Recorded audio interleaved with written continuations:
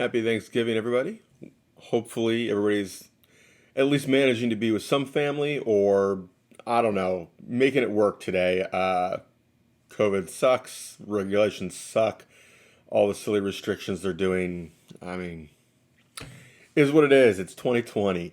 So, getting into this, we're doing a comparison of the popular 30 caliber rounds. And this isn't an apples to apples. This is literally a how do they stack up and what are the key differences?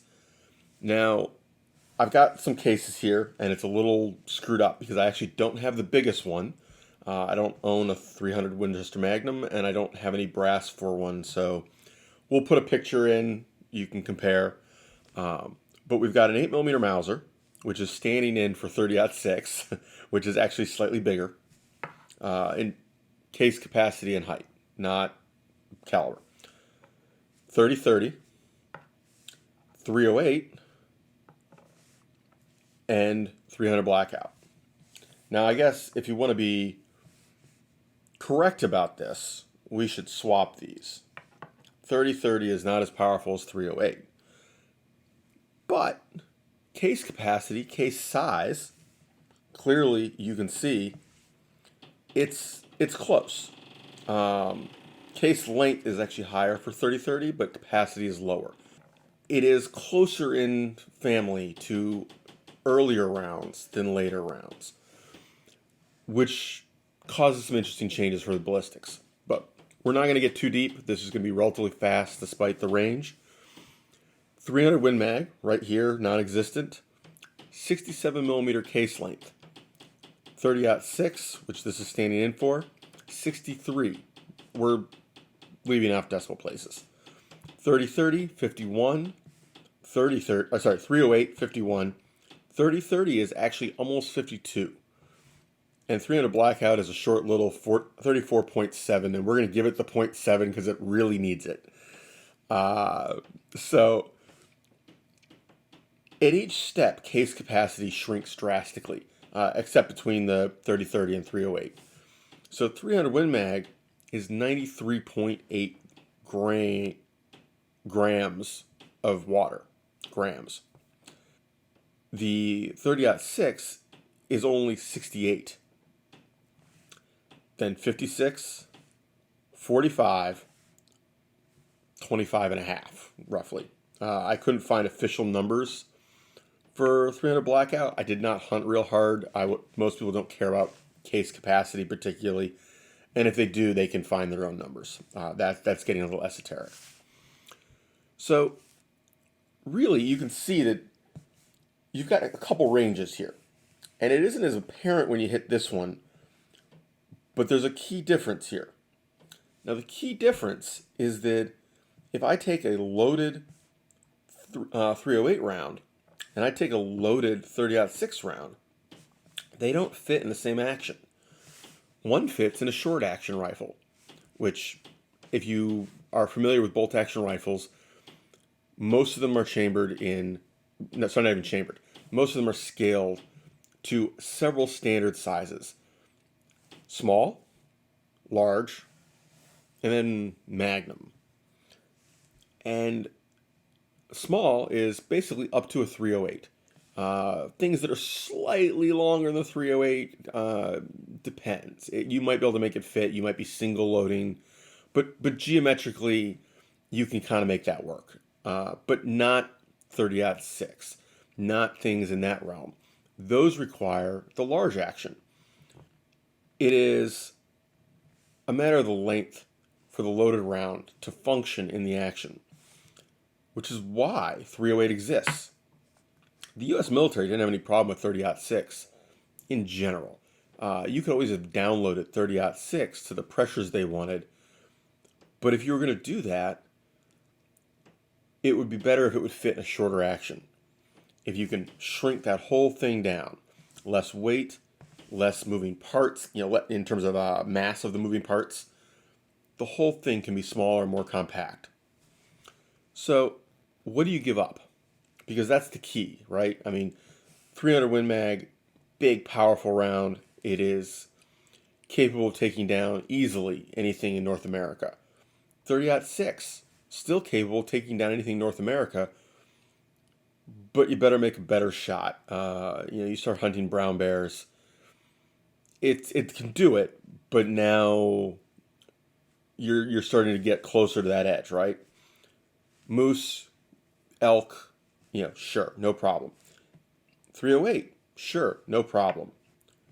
30-30, there's some debate on that. If you get in close, yes, people usually say it's fine on moose. You got to get in close. Bears, wouldn't want to do it. I would not want to be using a 30-30 on a black or a brown bear. He might just decide to shove it up your butt. To be polite about that. And obviously, nobody is hunting moose, elk, or brown bears with 300 blackout, except on paper. I mean, you feel free to shoot paper targets at those guys, but they would definitely shove that suppressor up your butt.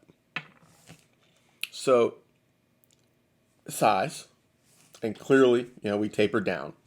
So let's get the energy numbers, because I'm going to skip. I'll put them up there on the screen, but I'm going to skip talking about the muzzle velocity, because honestly, we're not doing apples to apples. No one gives a damn.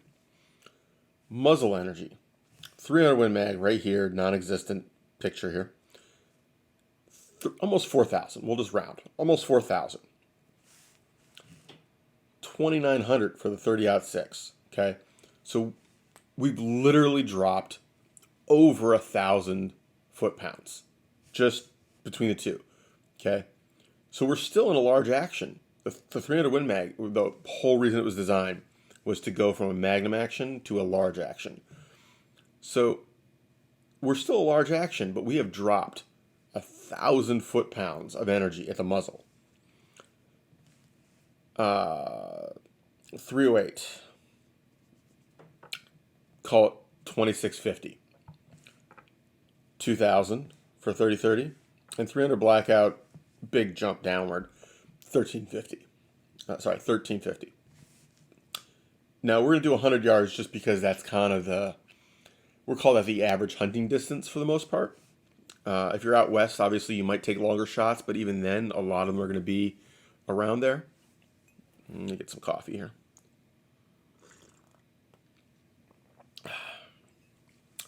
It is bright and early, guys, so I'm getting this done so I can get it edited and up for today. Thus the coffee. Now we're going to go stretch it out. Oh, sorry, we're going to do 100 yards. Sorry, I need the coffee. 100 yards. 35.50. 24.50. Okay, still losing 1,000. 22.79, so 22.80. Where you can see that it's doing pretty well against the 30-06.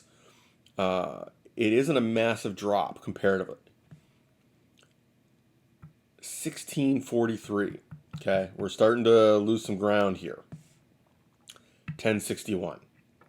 Now, we're holding pretty decent against the 30-30. We're not doing so great against these guys. I mean, we never were with 300 blackout. I mean, clearly not in the same league. Where it gets interesting is when you start extending it and you start looking at what happens further out. Because at 500 yards, 300 Win Mag is still doing great. 30-06, not doing too badly. And it starts falling fast. So 300 Win Mag at 500 yards, 2,200 foot-pounds. I'm rounding, guys. We're not worried about exact numbers. 2,200. Okay, we're still at the range of what most of the others were striving for at 100 yards. 30-06 is about 1,300, so still good enough for most game animals.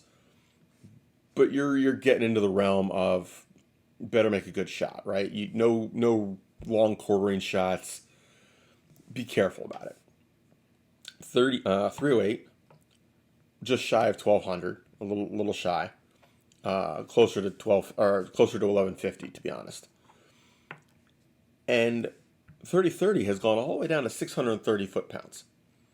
It's lost it. And 300 blackout, which was never designed for that kind of work, 377 foot-pounds. Okay, we'll give it every last one it's got.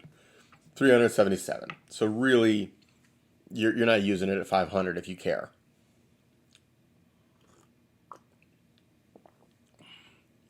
As we've discussed in prior videos, if you're reaching out that far and you want to kill something in a rifle that can only use this size round, an AR-15 basically, there are better rounds. There are 6.5 Grendel is significantly superior. So, definitely looking at these last three for long range, which is what they were designed to do. They were all designed to be superior to the 30-30. The 30-30 came first. It is an evolution of black powder rounds and is basically, the engineers said, we have modern powder. We have better ballistics. What can we do with this? And they came up with this. And there were various other rounds similar to it. 30-30 just won. 308 came from the other direction. It was, we've got this 30-06, and we like it, but we don't need that much. Because remember, the military was the primary user of 30-06, and it filtered off into civilian use. But 30-06 was the standard military round for the U.S. Army in World War II, and to some extent World War I, right? We borrowed a lot of stuff from World War I.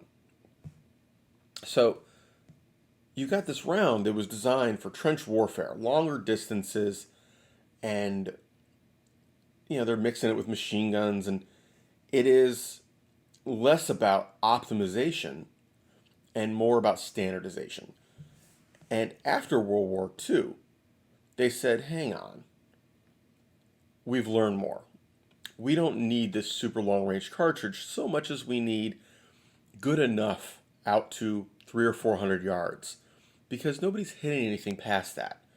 It's really, those long range hits statistically are insignificant.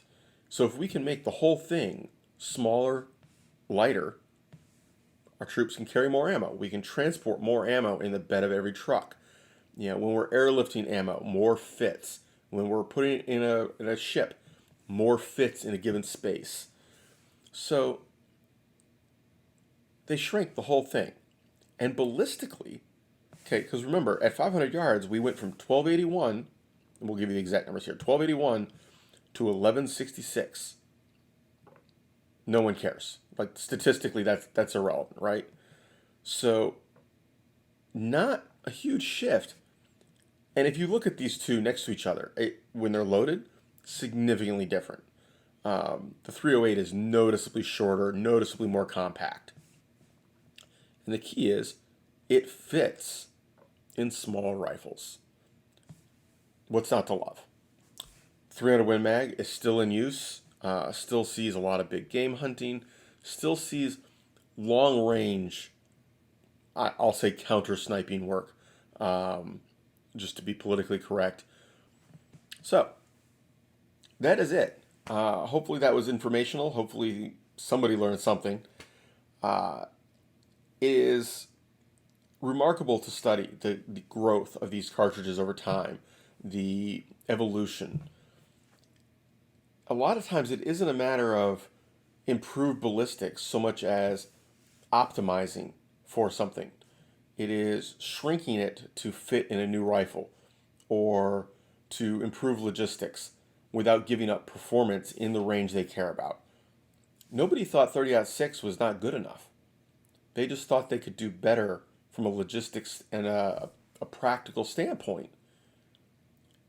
And they did. 308 is a superior round by every measure for the military. Is it a superior round ballistically? No. But that didn't matter. It was good enough and did the job. We can get into that for 223, coming back down from 308 even further. That gets into a bit more of a complicated argument involving full auto, extremely short range engagements, and military priorities. But That is it. I'm going to get this edited, uploaded, and posted, so hopefully it will be live this afternoon. Take care, all. Enjoy Thanksgiving. Say hi to your family. Give them a hug, even if it's an air hug over Zoom. Ciao, guys. Say hi. Oof. Oof. Oof.